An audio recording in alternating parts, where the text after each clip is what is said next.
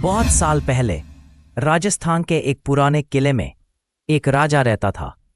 कहते हैं वो राजा बहुत शक्तिशाली था, लेकिन उतना ही निर्दयी भी। जो भी उसकी बात नहीं मानता वो उसे रात के अंधेरे में सजा देता। लेकिन एक रात कुछ ऐसा हुआ जिसने पूरे राज्य को हिला दिया। राजा ने अपने ही महल के एक कमरे को हमेशा के लिए बंद कर दिया और सख्त आदेश दिया, इस कमरे को कोई नहीं खोलेगा। लोगों ने पूछा, अंदर क्या है? राजा सिर्फ एक ही बात कहता, जो अंदर है वो अब इंसान नहीं रहा। उस रात के बाद महल से अजीब आवाजें आने लगी और फिर एक एक करके नौकर गायब होने लगे। महल में डर फैल चुका था। हर कोई उस बंद कमरे से दूर रहता था। लेकिन एक रात नए आए एक सैनिक ने राजा का आदेश तोड़ दिया। वो धीरे धीरे उस कमरे के पास गया। अंदर से अजीब सी फुसफुसाहट आ रही थी। दरवाजा खोलो। सैनिक डर गया, लेकिन जिज्ञासा ज्यादा थी। जैसे ही उसने दरवाजे को हाथ लगाया, अंदर से किसी ने जोर से खटखटाया। सैनिक पीछे गिर गया और तभी दरवाजे के नीचे से काला धुआं बाहर आने लगा। वो डर के मारे भाग गया, लेकिन अगले दिन वो सैनिक कहीं नहीं मिला।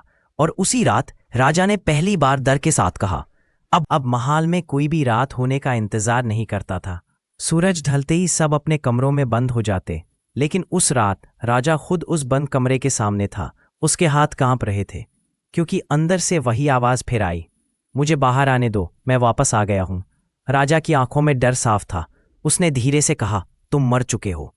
अंदर से हंसी गूंजी, मारा था, लेकिन तुमने ही मुझे वापस बुलाया। इतना सुनते ही दरवाजा अपने आप हिलने लगा। राजा पीछे हट गया, क्योंकि उसे याद आ गया उसने सालों पहले क्या बंद किया था।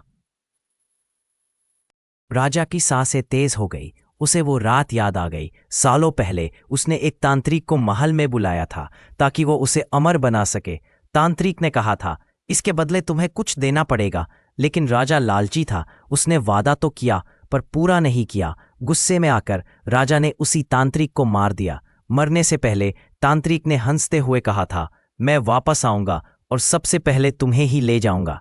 राजा ने उस बात को मजाक समझा, लेकिन आज वो आवाज फिर उसी कमरे से आ रही थी और दरवाजा अब धीरे धीरे अपने आप खुलने लगा। दरवाजा अब आधा खुल चुका था। अंदर से ठंडी हवा पूरे महल में फैलने लगी। राजा डर के मारे पीछे हट गया, लेकिन उसकी नजर दरवाजे पर ही थी। अंधेरे में धीरे धीरे एक परछाई बाहर आई, लंबी, टेढ़ी और इंसान जैसी नहीं। वो वही तांत्रिक था, लेकिन अब वो वैसा नहीं दिख रहा था। वो धीरे धीरे राजा की तरफ बढ़ने लगा। राजा चिल्लाया, रुको, मैंने गलती की थी। तांत्रिक हंसना, अब माफी का समय निकल चुका है। इतना कहते ही महल की सारी लाइट्स बुझ गई और अंधेरे में सिर्फ एक आवाज गूंजी, आज तुम्हारा अंत है। पूरा महल अंधेरे में डूब चुका था। सिर्फ राजा की तेज सांसें सुनाई दे रही थी। वो पीछे हटाता गया, लेकिन अचानक उसका पैर फिसला और वो जमीन पर गिर गया। तभी वो परछाई उसके बिल्कुल सामने आ गई। तांत्रिक अब उसके ऊपर झुक चुका था। उसकी काली आंखें सीधे राजा के अंदर झांक रही थी। राजा कांपते हुए बोला, तुम्हें क्या चाहिए?